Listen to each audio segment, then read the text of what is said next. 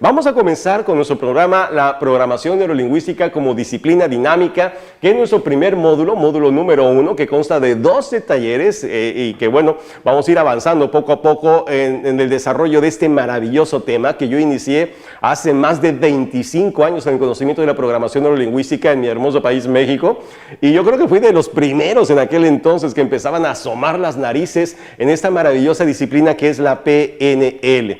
Y bueno, quisiera empezar con una frase de uno de mis maestros más importantes, el gran Albert Einstein, que lo tenemos aquí en pantalla, ¿verdad? Albert Einstein, ganador del Premio Nobel de Física 1921, que se le atribuyen un montón de frases importantes, porque además de que él era un gran científico, un físico que realmente cambió la percepción que teníamos acerca del universo, pero Albert Einstein también tenía una mente brillante en cuestión de aspectos humanos. Era una persona muy humana y cuestionaba muchísimo la forma como las personas pensábamos y aplicábamos ese pensamiento a nuestra vida. Y Albert Einstein decía, locura es hacer las mismas cosas una y otra vez esperando tener resultados diferentes. Y esa frase creo que es bien interesante porque nos ayuda a darnos cuenta que la mayoría de nosotros y la mayoría de las personas pues quisiéramos que nos fuera bien en la vida, y yo creo que esa fue la búsqueda permanente de la excelencia cuando yo me di cuenta de que nosotros los seres humanos podíamos aspirar a más, podíamos crecer más, podíamos realmente aspirar a tener mayores ingresos, mayores niveles de efectividad personal, pero me daba cuenta que la mayoría de las veces no contábamos con las estrategias adecuadas para poder impactar positivamente en nuestra vida. Y la mayoría de las personas nos veíamos haciendo exactamente lo mismo repetidamente, esperando que algún día nuestra vida cambiara. Y me pasaba, por ejemplo, cuando de pronto me sentaba con un amigo a tomar así un café, ¿no? Y entonces estábamos hablando de nuestros problemas y todo, y entonces el consejo que me daba siempre era, échale ganas, ¿no? Tú échale ganas. Y me quedaba igual, ¿verdad? Porque ese echarle ganas a mí me sonaba como que tenía que seguir insistiendo, tenía que seguir trabajando, tenía que seguir haciendo lo que estaba yo haciendo. Pero me daba cuenta de que, bueno, si tú persistías, y la perseverancia es una herramienta muy importante que nos ayuda a alcanzar nuestra meta, sí, ok. Pero si tú perseveras con la estrategia equivocada, el resultado será fracaso, ¿verdad? ¿Es así? O sea, el chiste no es que estés todo el tiempo intentando de una forma, sino buscar alternativas diferentes para poder atacar un problema que ya te diste cuenta que no se puede resolver de la manera como lo estás haciendo.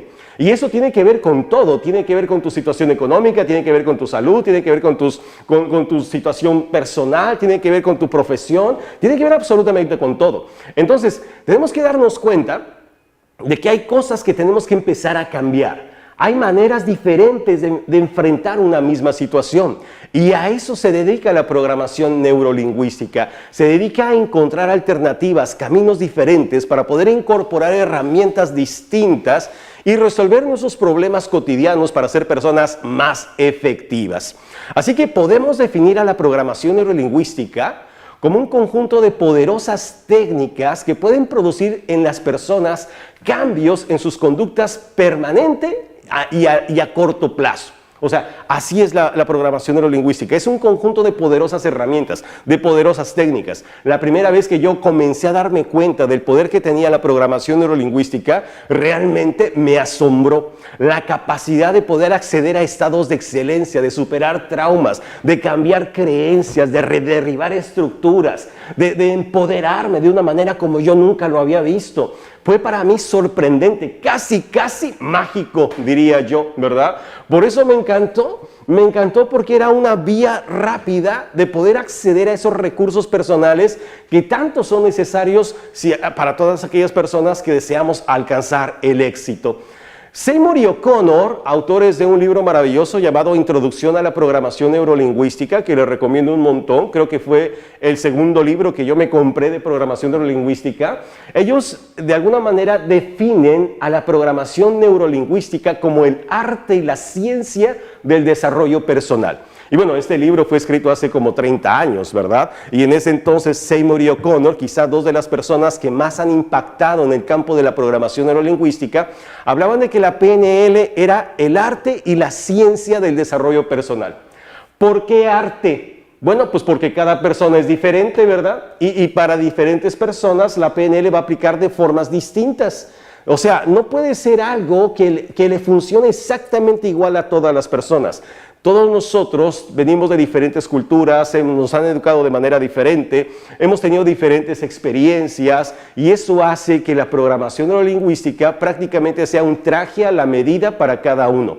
Por eso es un arte, por eso tiene que ver con algo más artesanal, ¿verdad? Pero también tiene una parte científica. Y esa parte científica la iremos abordando poco a poco, porque hoy día nos hemos dado cuenta que la programación neurolingüística también incluye algunos aspectos muy importantes que tienen que ver con nuestro desarrollo neurológico. Sí, la manera como funciona nuestro cerebro, la manera como lo hacemos funcionar a través de nuestra mente, la forma como nosotros organizamos nuestro pensamiento para producir resultados. Y de alguna manera están los componentes científicos dentro de ese paquete llamado programación neurolingüística.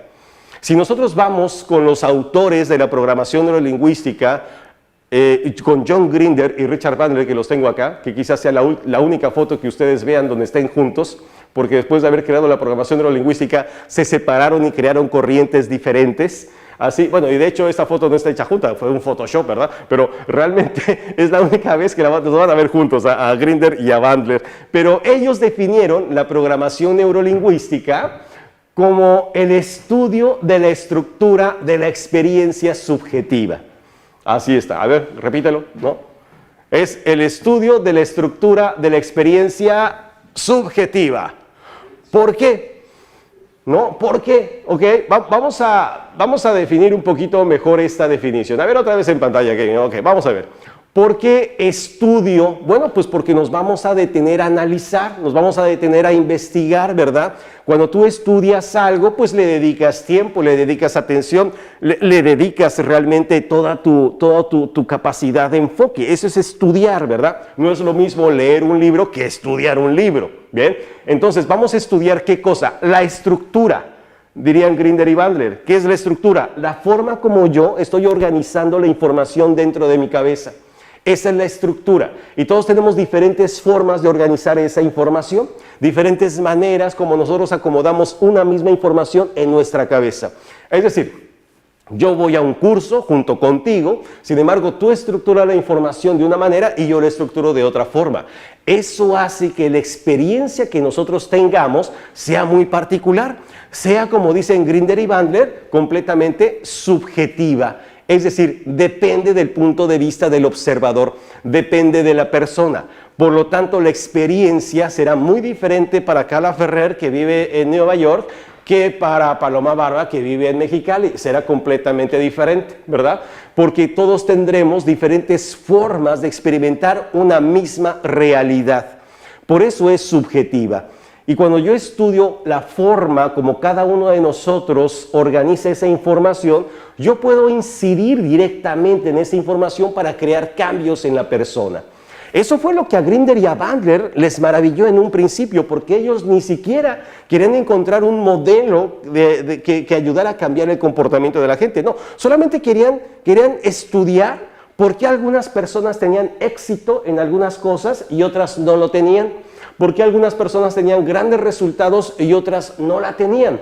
¿Qué tenían estos que estos no tenían? ¿Verdad? Eso fue realmente la motivación que llevó a Grinder y a Bandler a investigar a 4 prominentes terapeutas que se les considera como los 4 pilares fundamentales de la programación neurolingüística. Ellos observaron que estos terapeutas tenían una gran influencia con sus pacientes y entonces dijeron, bueno, ¿qué tienen estos terapeutas de especial que no tienen los otros? Y entonces empezaron a estudiar sus comportamientos, empezaron a estudiar las creencias de esas personas, empezaron a estudiar sus estrategias comunicacionales. ¿De quiénes? Principalmente de 4 importantes. Entre ellos, aquí tenemos a Frederick Peirce, el padre de la terapia gestal, una persona que nos instaba mucho a darnos cuenta del aquí y del ahora, una persona que ha sido el pilar realmente de la psicología humanística. Aquí tenemos a Milton Erickson, el gran hipnoterapeuta, una persona que desarrolló patrones de hipnosis que hoy día siguen funcionando y siguen estudiándose como los patrones de hipnosis ericksoniana. Estuvieron también, aquí tenemos a Virginia Satir, la más importante terapeuta familiar, una persona que dedicó su vida a estudiar cómo mejorar las relaciones dentro del seno familiar. Por cierto, tiene un libro maravilloso que se llama Nuevas Relaciones Humanas en el Núcleo Familiar, se lo recomiendo un montón. Y finalmente, pues tenemos aquí a Gregory Bateson, el gran antropólogo y epistemólogo americano, famoso por muchas cosas, pero entre ellas un maravilloso libro llamado Pasos hacia una ecología de la mente. Aquí está Gregory Bateson. Así que estos cuatro formaron los pilares de lo que empezó a desarrollarse como programación neurolingüística. Y ni siquiera Grinder y Bandler sabían con qué se iban a topar, ¿verdad? Ni cuenta se daban.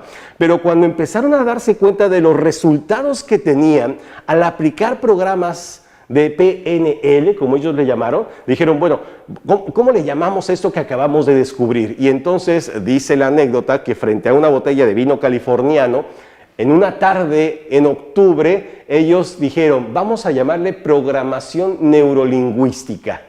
¿Por qué programación neurolingüística? Bueno, programación, ¿por qué? Bueno, porque tiene que ver con la forma como organizamos la información, tanto interna como externa, para dar resultados. O sea, sí, efectivamente hay dos líneas de información.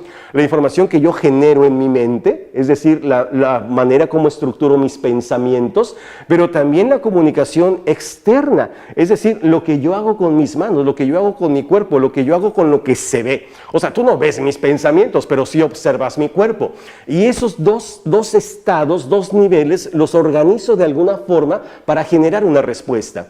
¿Por qué neuro? Pues porque el origen donde realmente se realiza todo esto es precisamente dentro de nuestro propio cerebro.